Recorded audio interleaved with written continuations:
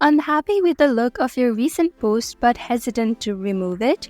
I'm Emily, and in this tutorial, I'll walk you through the steps to edit post after posting on Instagram. Let's get started. First, open Instagram. Tap on the icon at the bottom right. Then, select the post that you want to edit. Tap on the three dots at the top right of the post. Then, tap on Edit.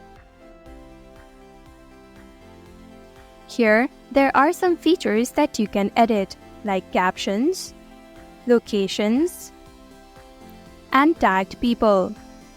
After you're done, tap on the blue tick at the top right. Then your edits will be saved. And that is how you edit Instagram post after posting.